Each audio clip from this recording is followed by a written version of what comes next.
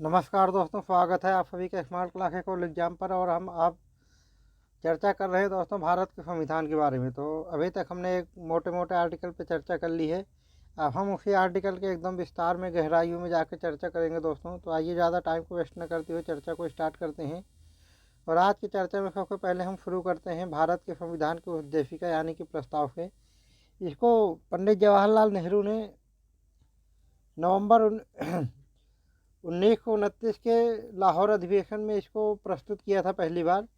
तो आगे आके जो उद्देशिका बन गया, आइए हम इसकी चर्चा करते हैं दोस्तों। हम उद्देशिका इस प्रकार से है, उद्देशिका या प्रस्तावना।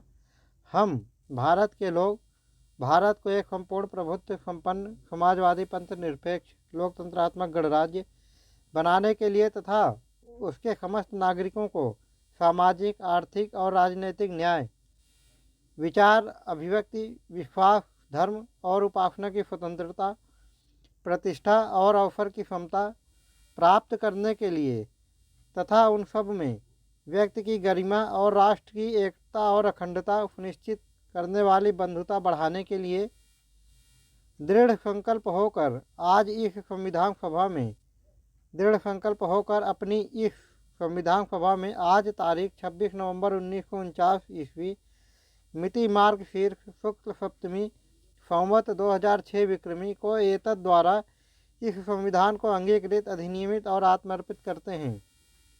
तो दोस्तों इसमें ये जो शब्द है संपूर्ण प्रभुत्व संपन्न समाजवादी एक शब्द है, और दूसरा है पंथ निरपेक्ष लोकतंत्रात्मक गणराज्य, और तीसरा है दोस्तों इसमें राष्ट्र की एकता और अखंडता। ये तीनों शब्द 42वें संविधान संशोधन 1976 में जोड़े गए थे, ये मूल संविधान में नहीं थे। तो आइए दोस्तों सबसे पहले हम चर्चा करते हैं इसके बाद प्रस्तावना के बाद भाग 1 की, जो संघ और उसका राज्य क्षेत्र के बारे में बात करता है। इसमें आर्टिकल 1 में है संघ का नाम और राज्य क्षेत्र। अब इसके विभिन्न पार्ट हैं दोस्तों, देख लेते हैं। 1, भारत अर्थात इंडिया राज्यों का संघ होगा। 2, राज्य और उसके राज्य क्षेत्र में होंगे, राज्य और उनके राज्य क्षेत्र वह होंगे जो पहली अनुसूची में विनिर्दिष्ट हैं। 3, भारत के राज्य क्षेत्र में राज्यों के राज्य क्षेत्र का पहली अनुसूची में विनिर्दिष्ट संघ राज्य क्षेत्र और ऐसे अन्य राज्य क्षेत्र जो अर्जित किए जाएं समाविष्ट होंगे। 2, नए राज्यों का प्रवेश या स्थापना संसद विधि द्वारा, यानी कि आर्टिकल 2 में है नए राज्यों का प्रवेश या स्थापना। इसके बारे में दोस्तों ये बात है कि संसद विधि द्वारा यानी कि नियम बना के ऐसे निर्बंधनों और शर्तों पर जो वह ठीक समझे संघ में नए राज्यों का प्रवेश या उनकी स्थापना पर कर सकेगी, यानी कि संघों में नए राज्यों का प्रवेश कर सकेगी या नए राज्य की स्थापना कर सकेगी। आर्टिकल 2 के काम में है दोस्तों सिक्किम का संघ के साथ संयुक्त किया जाना, और इसमें है संविधान का ये 36वां संविधान संशोधन अधिनियम 1975 की धारा 5 के द्वारा इसको लोप किया गया, यानी 36वें संविधान संशोधन द्वारा इसको हटा दिया गया दोस्तों। और तीसरा है आर्टिकल 3 में है नए राज्यों का निर्माण और वर्तमान राज्यों के क्षेत्रों, सीमाओं या नामों में परिवर्तन। तो इसमें है दोस्तों संसद विधि द्वारा यानी कि कानून बनाकर किसी राज्य में से उसका राज्य क्षेत्र अलग करके अथवा 2 या 2 से अधिक राज्यों को या राज्यों के भागों को मिलाकर अथवा किसी राज्य क्षेत्र को किसी राज्य के भाग के साथ मिलाकर नए राज्य का निर्माण कर सकेगी। किसी राज्य का क्षेत्र बढ़ा सकेगी। किसी राज्य के क्षेत्र घटा सकेगी। किसी राज्य की सीमाओं में परिवर्तन कर सकेगी।